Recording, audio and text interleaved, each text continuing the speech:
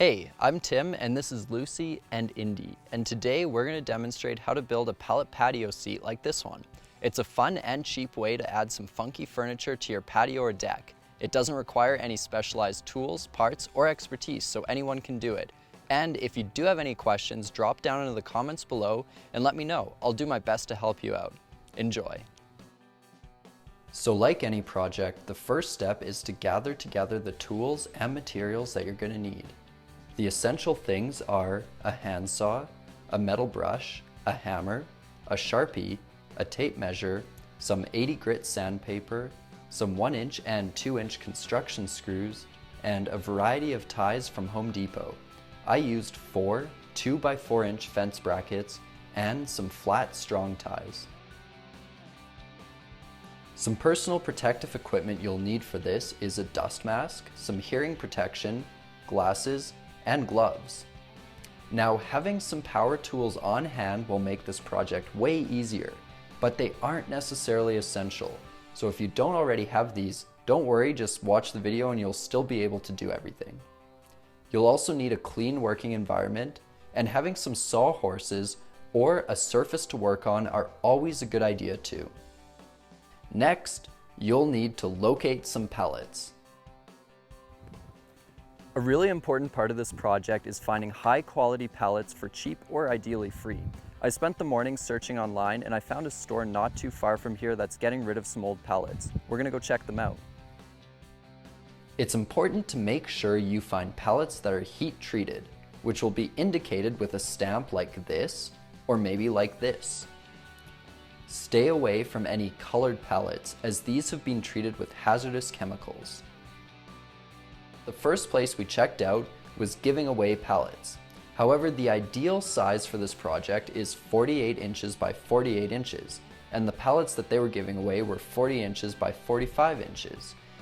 That doesn't generally fit the sizes that outdoor cushions come in quite as well, so I grabbed a few just in case we couldn't find anything else, but we continued on to hopefully find some that were the right size.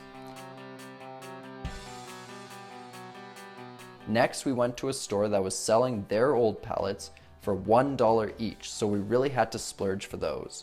But they were heat treated, the wood was straight and in decent shape, and most importantly, they were the right size. You'll need a total of 2 pallets for each patio seat that you want to build.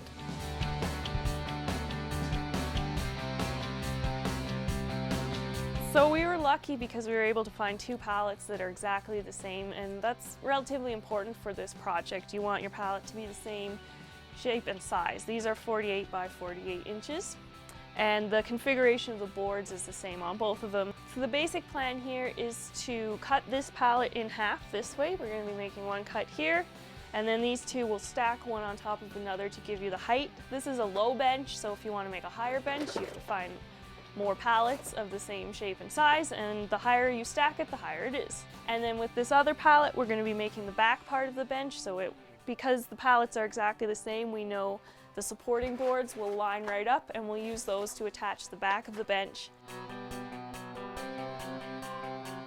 As we're going to be mounting the headboard at a slight angle, we don't want to cut the pallet exactly in half. Instead, measure from one side and make 2 marks, one at 25 inches and the other at 26 inches. Now use a straight edge to make square lines from each mark. Mark an additional diagonal like so.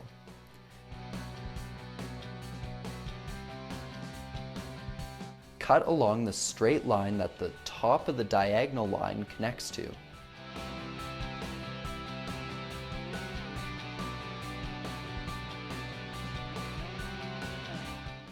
Make identical cuts to the one you just did to all the other supporting boards of the pallet. This will cut the pallet cleanly in half.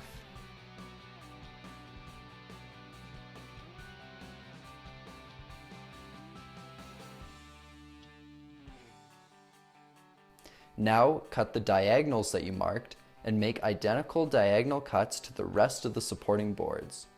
The easiest way to do this is to measure in 22 inches, and that's if you're using the same size pallets that I am, 48 inches by 48 inches, and then connect that mark to the bottom of the supporting boards.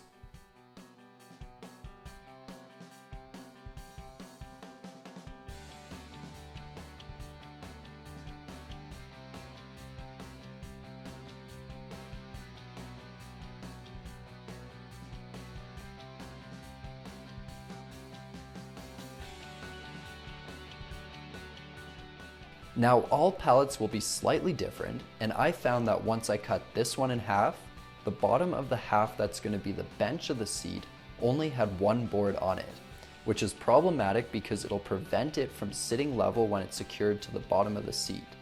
To fix this, I knocked a board off the other pallet, the one I'm intending to use for the headboard, and I just put it in place using the nails that were already in it.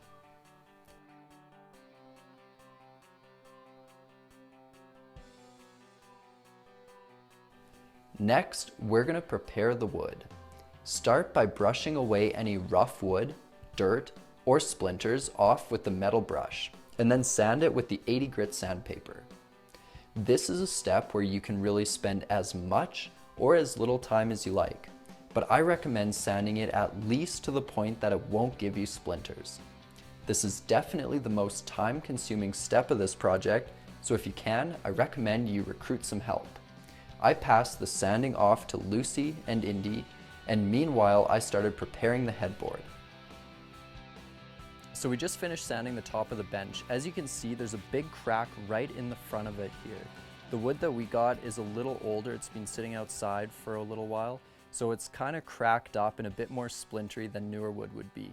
An optional step, but I would say recommended, especially in this case, is to fill any big cracks like this with wood filler.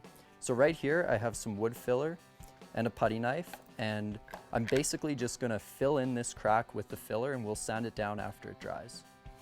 I did my best to pick filler that would match the color of the wood pretty well, but I actually found on a previous project when I finished the wood with just a colorless finisher, the filler was pretty obvious. So in this case, we're gonna be staining the wood a dark color, and I'm not as worried about how the filler is gonna look afterwards.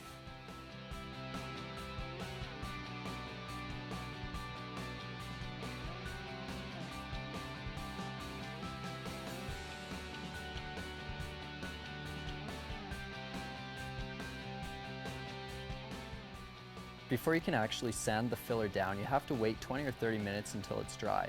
While that happens, I'm just going to give you an overview of what the next step is. So I have the base here with the angles cut into the middle pieces of wood, and I have what's going to become the headboard here, which is just another pallet that I knocked all the wood off the bottom because it's not needed, and also on the back. I did leave one piece on the back just for structure, but I took all the other pieces off. So this is going to get mounted basically like that. We're pretty lucky that we found pallets which were identical, so the middle pieces of wood match up perfectly. If your pallets don't, you might have to improvise this next step a little bit. Once you've knocked the pieces of wood off the headboard that you aren't going to need, you can brush and sand the boards that you've left on. You can then cut the supporting boards to length depending on how high you want the headboard to go.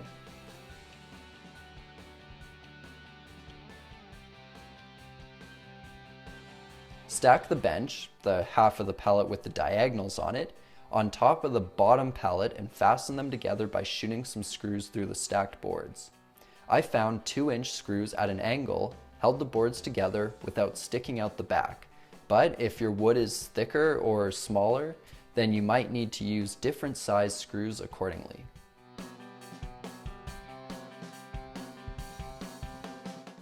Once that's done, you can attach the fence brackets to the diagonals that you cut earlier, like so, and then set the headboard in place and screw it in too.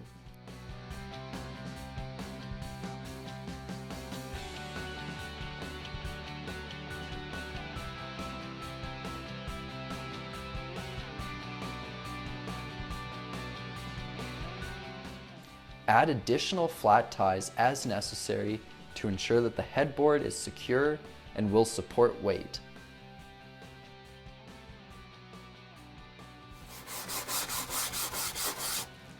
Alright, so we've got our pallet patio seat to the point that the last step remaining is basically to stain it. And again, this is an optional step. You can do it if you want to. If you want to just call it done at this point, that's fine too. You'll notice looking at this, up here it looks a little uneven. That's because the pellet itself that we found was in fact a little uneven, and the top of this board here, as you can see, is broken, and it's also misaligned.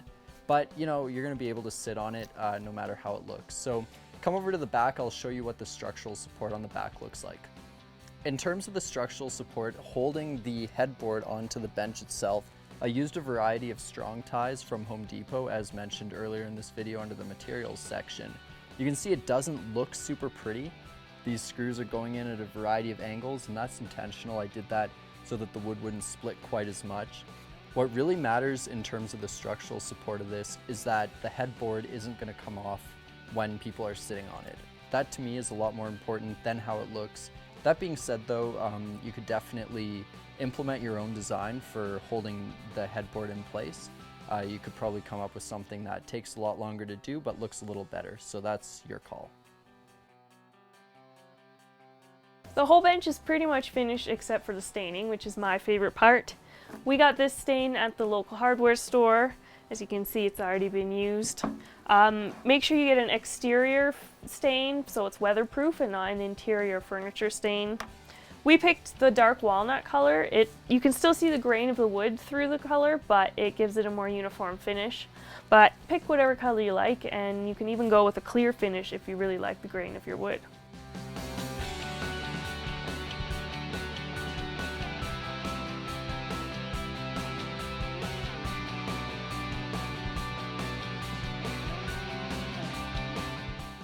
Hey everyone, we really hope you enjoyed this video and that it helped you build your own pallet patio seat. If you did like it, make sure you subscribe to my channel and check me out on Facebook and Instagram because I'm going to have more videos like this coming out soon. Thanks for watching.